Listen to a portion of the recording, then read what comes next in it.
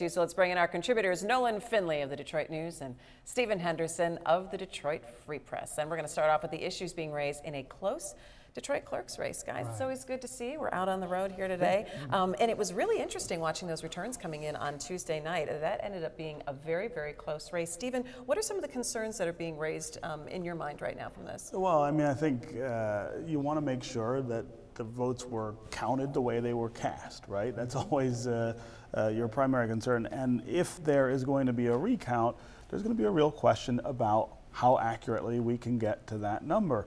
The clerk's office here in Detroit has had a hard time making sure that canisters are not damaged or tainted in some way that disqualifies some votes, not from the actual count itself, but from being able to be recounted.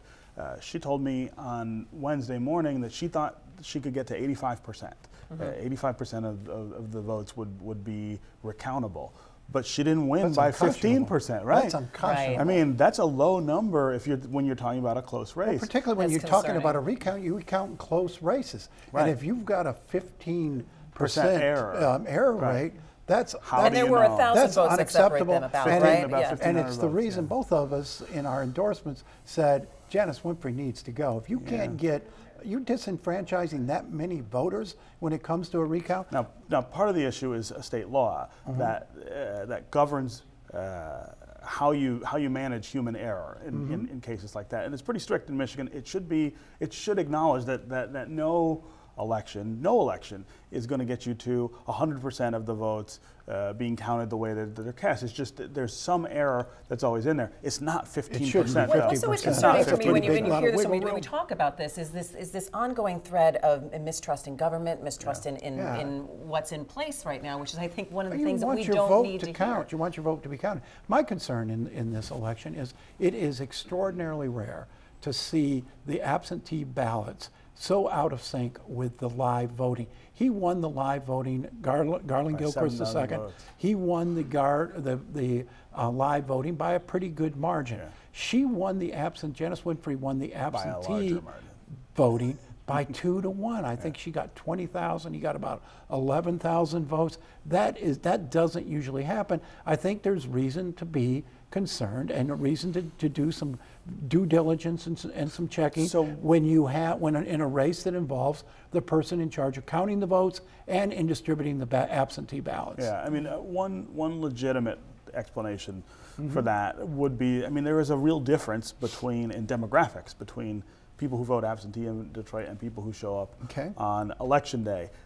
I would say that if you think about those demographic differences in terms of age, in terms of gender, Janice should have done better among those absentee voters than Garland. But I don't know. The other possible explanation is, he did a lot of campaigning between the primary and the general.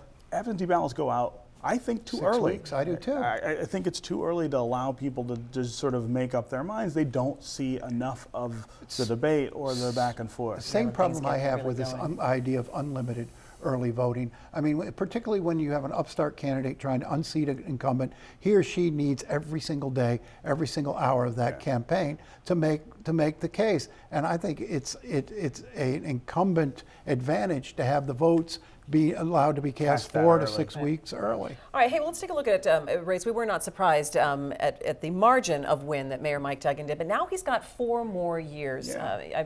You spoke to him this week. Did you speak to him as well this week?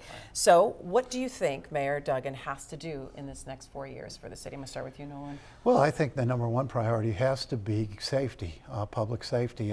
He told me this morning that when the FBI crime statistics come out at the end of the year, you're going to see a pretty substantial drop. He said a 10% drop in homicide. A lot of that reflects more accurate reporting of violent crime. 10% rate is great. A 50% rate would be much more online to making this a city where people feel safe and comfortable living in the neighborhoods. What does he have to do in the next 4 years? I mean, I think he's got to deliver on, let's go back 4 years when he was running the first time. He kept saying, every neighborhood has a future. Yeah. Remember how controversial that was, because he'd, Dave Bing had a very different approach to the idea that of what some neighborhoods are some beyond neighborhoods might being not saved. be able to be saved. Mike Duggan came out and said, no, every neighborhood has a future.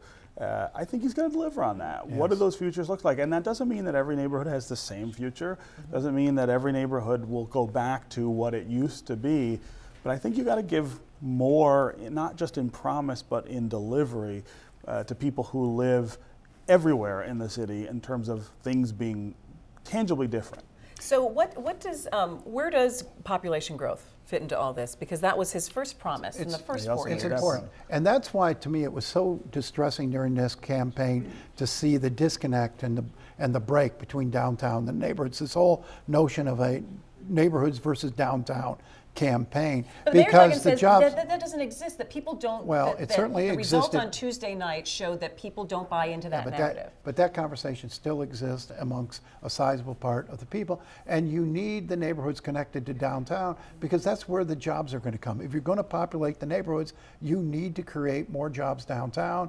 You need a job-creating district, a job-creating machine in the city, and that's what downtown's job is. Right, but you also have profound needs in the neighborhoods Absolutely. that aren't being met and aren't even being discussed, quite frankly, in the narrative about what we're doing in Detroit. And I think that's where the frustration comes in. And it's not versus downtown. But nobody in the neighborhoods thinks downtown should be the way it was 10 or 15 years ago. No, but there's resentment of the uneven development. Well, because they're not seeing it affect them, and they should be aware of that. So, you know, what the mayor talked about this morning, what some others have been talking about all week, is take a look now where the entrepreneurial opportunities are in Detroit. The big guys got downtown bought up, but there's a lot of room for smaller investors in those neighborhoods that are starting to attract some attention. Is the money there, though? Is the investment we're seeing money that. there? I mean, you're seeing private investment now in Brightmoor and in some of the other neighborhoods that we would have maybe written off before. I mean, you look at Livernois 6 Mile,